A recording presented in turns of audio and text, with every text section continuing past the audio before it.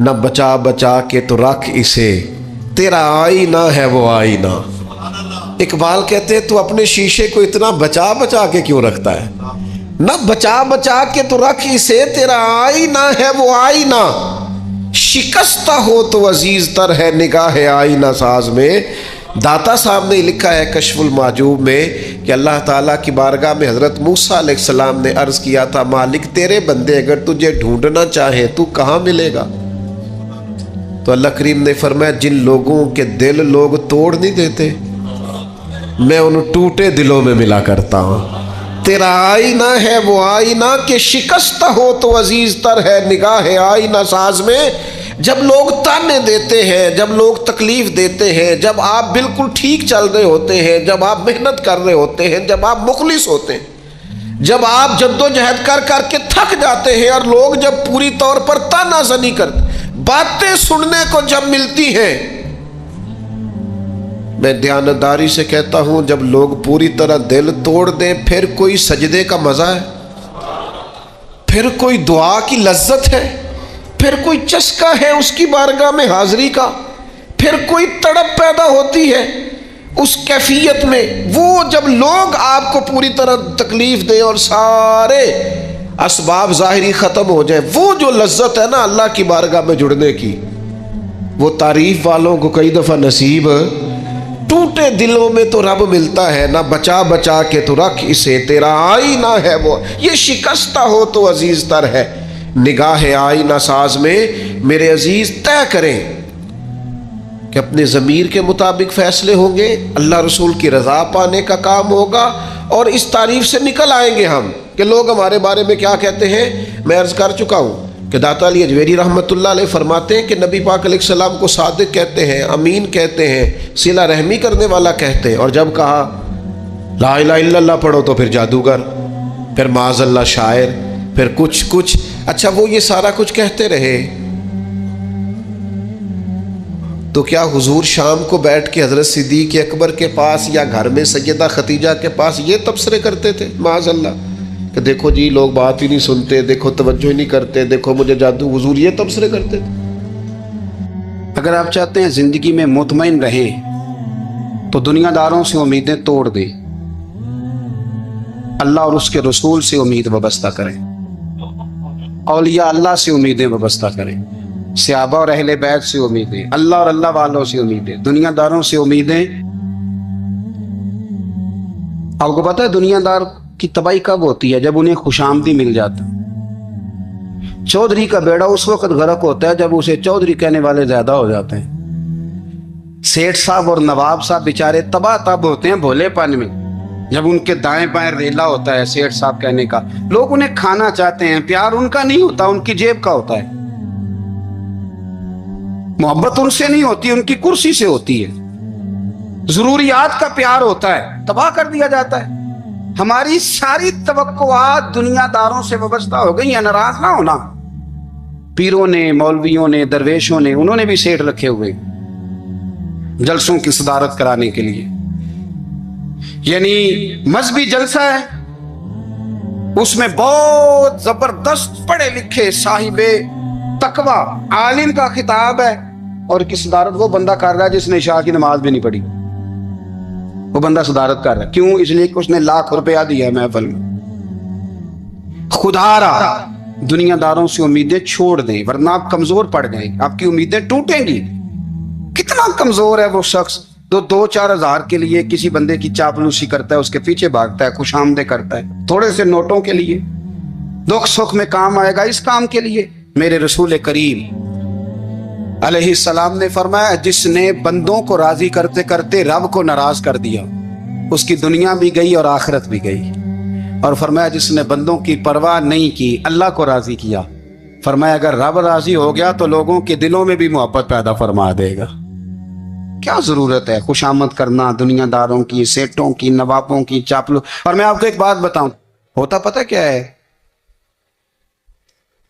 یہ جو حب جا اور حب با ہوتی ہے نا، اس سے پیٹ نہیں بھرتا۔ آپ کو اگر خوش آمد کرنی ہے تو پھر آپ کو ساری زندگی کرنی ہے۔ پھر ان کو بھی پتا ہوتا ہے کہ تعلق کس بنیاد پر ہے، اس میں کبھی بھی خلوص پیدا نہیں ہوتا. آپ بے چین رہتے ہیں, بے قرار رہتے ہیں, آپ کو تکلیف رہتی ہے ہمیشہ. کبھی بھی دنیا داروں سے امیدیں وابستہ نہ کریں. ایک بات سنیں بڑی شاندار, امام غزالی نے لکھی ہے. امام غزالی فرماتے ہیں کہ ہارون رشید نہ حج کر کے واپس آیا بغداد میں, تو کونے میں حضرت بہلول دانا بیٹھے تھے. رش بہت تھا, مجمع بڑا تھا. حضرت بہلول دانا بھی سڑک کے کنارے بیٹھے تھے. تو سپاہی کہنے لگے یہاں سے اٹھ جاؤ. فرمانے لگے ہارون رشید کی زمین نہیں, زمین میرے رب کی ہے, میں کیوں اٹھوں. وہ قریب سے گزرا تو سلام لی. تو آپ نے اس کا پروٹوکول دیکھا تو فرمانے لگے ہارون رشید تجھ سے تگڑے تگڑے موٹے موٹے پروٹوکول میں نے لوگوں کے دیکھے, اور یہ جو تیرے دائیں بائیں آج تیرے نعرے لگا رہے ہیں یہ پہلے ان لوگوں کے نعرے لگایا کرتے. اور تھوڑا وقت گزرنے دے, جو تیرے بعد آئے گا نا یہ سارے پھر ان کے نعرے بھی لگائیں گے. تو جھوٹ کی دنیا میں زندہ ہے, ان سے تو نے امیدیں وابستہ کی ہیں, یہ کل اس کے نعرے لگائیں گے. اس کے دل پہ بڑا اثر ہوا, گھوڑے سے اتر آیا. آگے کہنے لگا حضور آپ نے مجھے بڑی اچھی نصیحت کی ہے, میرا دل بڑا ٹھنڈا ہوا ہے. میں نے سنا ہے آپ مقروض ہیں, کچھ لوگوں کا قرض, تو مجھے کوئی حکم ہی کر دیں. آپ ہنسنے لگے, فرمانے لگے یار تو بڑا ہی بیوقوف ہے, بڑا ہی بیوقوف ہے تو. میں تجھے نصیحت کر رہا ہوں, تو مجھے الجھا رہا ہے. حضور کوئی حکم کر دیں. کیا خوبصورت انداز ہے رب کریم کے بندوں کا. حضرت بہلول دانا فرمانے لگے تیرا رب کون ہے. کہا اللہ. تو فرمایا میرا کون ہے. کہا اللہ. فرمانے لگے یہ تو نہیں نہ ہو سکتا کہ اللہ ہارون رشید کو دیتا رہے اور بہلول دانا کو بھول ہی جائے. یہ تو نہیں نہ ہو سکتا کہ ہارون رشید کو دیتا رہے اور بہلول دانا کو بھول جائے. فرمایا اس کا دل, اس کا ارادہ ہوا, ارادہ قدرت ہوا کہ بہلول مقروض رہنا چاہیے, تو اگر رب مجھے رکھنا چاہتا ہے دکھ قبول محمد بخشا راضی رہن پیارے. اگر وہ چاہتا ہے میں مقروض رہوں تو میں بھی چاہتا ہوں کہ میں مقروض ہی رہوں. یہ تو نہیں نہ ہو سکتا کہ تجھے دے اور مجھے نہ دے. فرمایا میری تجھ سے کوئی امید نہیں, مجھے جب بھی دے گا میرا رب بھی دے گا, اور وہ دے گا تو پھر انشاءاللہ خزانے کھول کے دے گا. دنیا داروں سے امیدیں وابستہ کرنا, لوگوں کے پیچھے, یہ چھوڑ دیں. آپ بے چین رہیں گے, بے قرار رہیں گے. اللہ والوں سے ضرور امیدیں وابستہ کریں, اس لیے کہ ان کے پاس جو کچھ ہوتا ہے وہ دراصل رب کا ہی ہوتا ہے. لیکن سیٹھوں سے, نوابوں سے, سیاستدانوں سے باز آ جائیں. ہماری بڑی امیدیں وابستہ ہیں. میں اکثر کہتا ہوں جتنے پھیرے نوکری کے لیے دنیا دار کے دروازے پہ لگائے ہیں نا, اس سے کم دفعہ مسجد میں نفل پڑے ہوتے تو رب اتنی بڑی مہربانی فرما دیتا. تیسری بات یہ یاد رکھیں, اگر سکون لینا چاہتے ہیں نا, اگر سکون لینا چاہتے ہو نا تو لوگوں کو ڈسکس کرنا بند کر دو.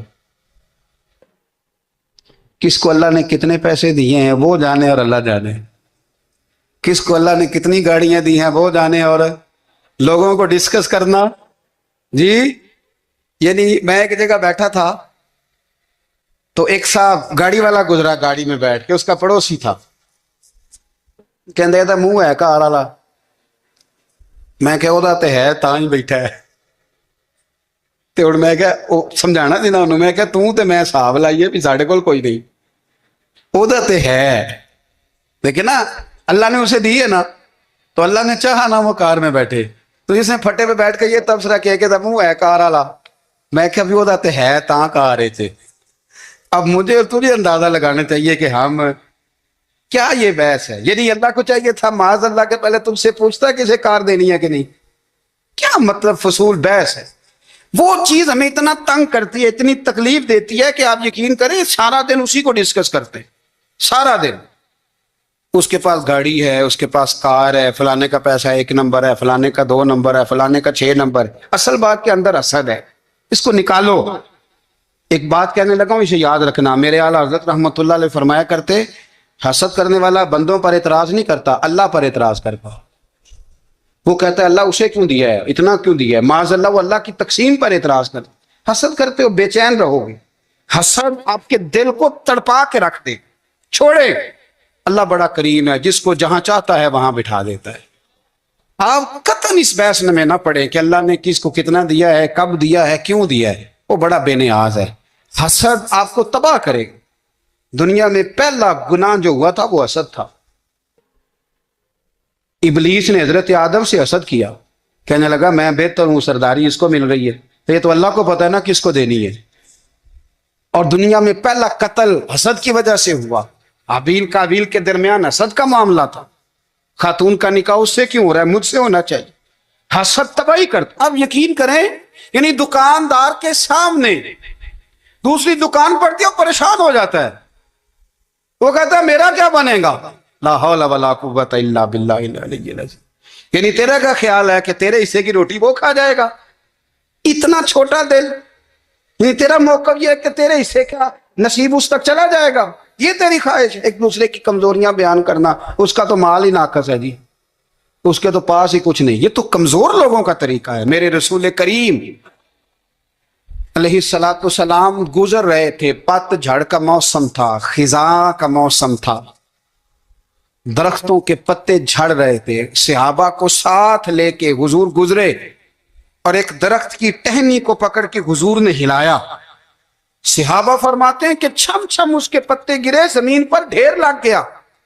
حضور نے فرمایا دیکھا تم نے کیا ہوا؟ حضور ہاں.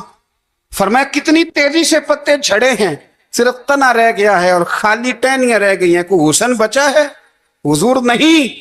نبی کریم فرمانے لگے جو حسد کرتا ہے نا، اس کی نیکیاں بھی اسی طرح جھڑ جاتی ہیں،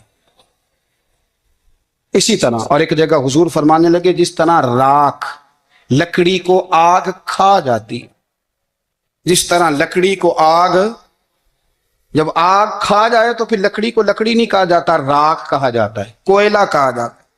اس کی اصل باقی یعنی اسے کھائی جاتی ہے. تو حضور علیہ الصلوۃ والسلام فرمانے لگے جس طرح آگ لکڑی کو کھا جاتی ہے، پر میں اسی طرح حسد نیکیوں کو کھا جاتی. نیکیاں رہتی نہیں. حسد کرنے والے کے پاس نیکیاں یعنی ان کی اصل شکل موجود. کبھی بھی حسد نہیں کریں. اللہ کی تقسیم ہے، جس کو چاہے جب چاہے جتنا چاہے عطا کرے. اور چوتھی بات میرے بھائی، کبھی بھی بغض نہ پیدا کریں. بغض والے لوگ بے سکون رہتے ہیں. بہت ساری کمزوریاں ہمارے اندر ہوتی ہیں نا، پھر اللہ ہماری روزی تو نہیں نہ بند فرماتا. یہ تو نہیں کہتا کہ زمین سے نکل جاؤ. اگر یہی والا معاملہ ہو جو ہمارا ہے کہ شادی پہ اس نے میرے ساتھ برا سلوک کیا تھا، اب ساری زندگی بغض رکھنا ہے. اگر یہی معاملہ فرشتے اللہ کی بارگاہ میں کہیں کہ یا اللہ اس نے فلانے دن شراب پی تھی، اب اس کو زمین میں نہیں رہنے دینا، نظام زندگی چلے گا. تو اگر اللہ ہمیں معاف کرتا ہے تو ہم بندوں کو معاف کیوں نہیں کرتے؟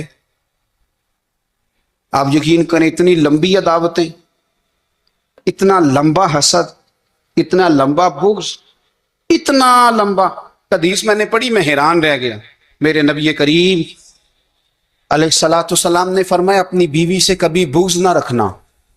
اگر اس کی ایک بات ناپسند ہو تو اسے چھوڑ کے وہ بات دیکھو جو تمہیں پسند ہے. میں اس حدیث کو پڑھ کے سوچنے لگا کہ کیا بیوی کا بھی بغض رکھتے ہیں لوگ؟ اب حضور نے کہا ہے تو اس کا مطلب ہے لوگ بیوی کا بغض بھی رکھتے ہیں. اب اس پر استدلال کر کے مجھے کہنا پڑے گا کہ سسرال والوں کا بغض بھی رکھتے ہیں. کہنا پڑے گا کہ بھائی کے سسرال والوں سے بھی بغض رکھتے. اس حدیث کی روشنی میں سمجھا کہ لوگ بھابھی کا بغض بھی بغض رکھتے ہیں. بغض، ورنہ عادتیں تو ہماری بھی کئی بری ہوتی. اگر عادات ایک وجہ بنے اختلاف کی تو عادتیں تو ہماری بھی کئی بری ہیں، لیکن ہم اپنی بری عادتوں سمیت اپنے آپ سے پیار کرتے ہیں. اور سامنے والے کی ایک بھی عادت بری ہو تو اس سے بغض رکھتے ہیں. بغض نہ پیدا کریں. میرے نبی پاک علیہ الصلوۃ والسلام نے فرمایا کچھ چیزیں تمہارے دین کو مونڈ ڈالیں گی، تباہ کر دیں گی، کاٹ دیں گی. حضور کون سی؟ فرمایا حسد، تکبر اور بغض. یہ تمہارے دین کو تباہ کر. ہم بے چین اس لیے ہیں کہ ہم نے بہت سارے لوگ